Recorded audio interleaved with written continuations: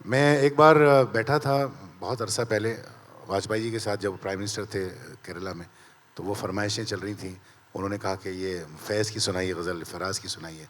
तो मैंने कहा देखिए वाजपेयी साहब, आप फराज और फैज़ की बात करें तो ये तो पता लग गया कि वक्त की कोई सरहद नहीं होती है, आई मीन सॉरी, फ़न की कोई सरहद नहीं होती है। तो उन्होंने वो मुस्कुराए और कुछ नहीं कहा उन्होंने।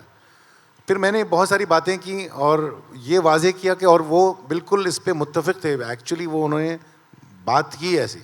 तो मैंने वो निदा फ़ाज़ली साहब की एक नज़म मैंने पढ़ दी, कदम मिला के चलो, अब कदम मिला के चलो, ये भेदभाव धर्म ज़ात सब भुला के चलो।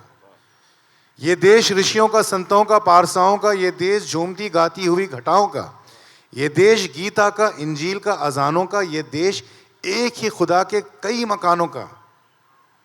खुदा के सारे मकानों में सर झुका के चलो, कदम मिला के चलो, अब कदम मिला के चलो। क्या बात है। अनूप जी, अभी आप कह रहे थे कि लंबाई बढ़ाने के लिए बीच बीच में आपने भी गजल कुछ गाए, तो कुछ लंबाई बढ़ाने के लिए जो आपने गाया हो वो सुना दें। गज़ल जो होती है वो बड़े लंबे समय तक असर रखती है, तो इसलिए जो उसको गाता है वो लंबा हो जाता है। हमारे तलत भाई, हमने और तलत जी ने करियर एक ही साथ शुरू किया था, तब हम दोनों की हाइट बराबर थी। देखते देखते न जाने इनको क्या हो गया। देखिए वो कहते हैं ना, पुरानी कहावत है, जितने लंबे होते हैं अक्ल घुटनों में आ जाती है। अभी कुछ बात हो रही थी धर्म की, तो मैं आपको 2 लाइन सुनाता हूं। दिवाली में अली, दिवाली लिखिए तो ALI आता है। दिवाली में अली, राम रमजान में, रमजान लिखिए तो RM आता है।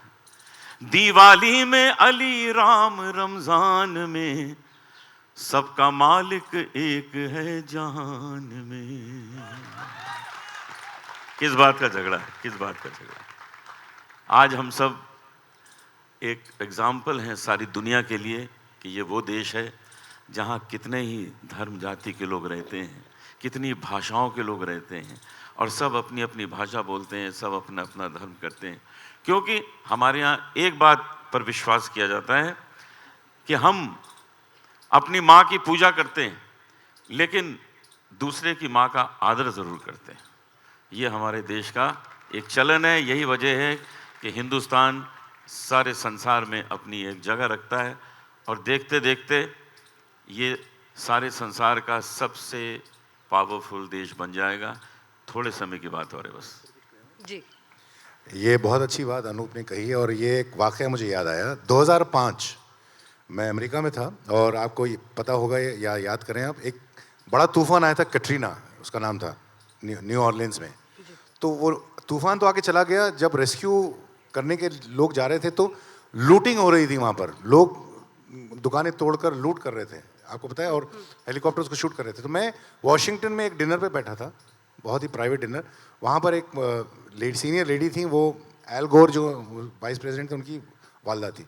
उन्होंने मुझसे पूछा कि आप कहाँ जा रहे हैं। मैंने कहा मैं जा रहा हूँ ह्यूस्टन। तो बोले वहाँ तो कैटरीना, आप why going there? I said no ma'am, I have to go, I have a concert. तो बात बात में बात निकली कि बॉम्बे आए थे वो, और उन्होंने कहा कि बॉम्बे, यस, उन्होंने कुछ ऐसा कुछ रिमार्क किया बॉम्बे के बारे में, तो मुझे थोड़ा सा अटका। तो मैंने कहा मैम एक बात बताऊं आपको, अभी 2005 में आपको याद होगा बम्बई में ज़बरदस्त तूफान आया था और काफ़ी लोग उसमें फंस गए थे, बहुत मशहूर है क्लाउड बर्स्ट। लेकिन उसमें एक बात वाजे हुई थी कि आम आदमी जो है, ना कोई लूटिंग हुई, ना कोई किसी का मतलब नुकसान हुआ। आम आदमी सब लोग एक दूसरे की मदद कर रहे थे। ये हमने देखा है ये। तो मैंने ये बात कही उनसे, मैंने कहा देखिए आपका कैटरीना हुआ, आपके इस शहर में आपकी सोसाइटी आप कहते हैं इतनी एडवांस्ड है, हमारी आप कह रहे हैं कि हम लोग बैकवर्ड हैं। मैंने कहा हम बहुत आगे हैं। हम देखिए क्या हो रहा है हमारे शहर में, ना कोई पुलिस थी, ना कोई लॉ एंड ऑर्डर था, लेकिन लॉ एंड ऑर्डर आम आदमी, वो गरीब जो कहते हैं ना स्लम में जो रहता है, वो उसने अपनी जान पर खेलकर लोगों की जान बचाई। ये आपके कितने मुमालिक हैं ये कह सकते हैं कि ऐसा होता है। तो ज़रा चुप हो गई। तो मैंने कहा देखिए ऐसा मत कहिए, आप लोग दूर से बैठकर समझते हैं कि गुर्बत है तो कोई बात नहीं, दिल हमारे अमीर हैं। बिल्कुल सही कह रहे हैं, क्योंकि अमेरिका में जो कटरीना आया उसने तबाही मचा दी, लेकिन हमारे यहाँ जो कटरीना आई उसने फिल्मों में बहुत अच्छा काम किया।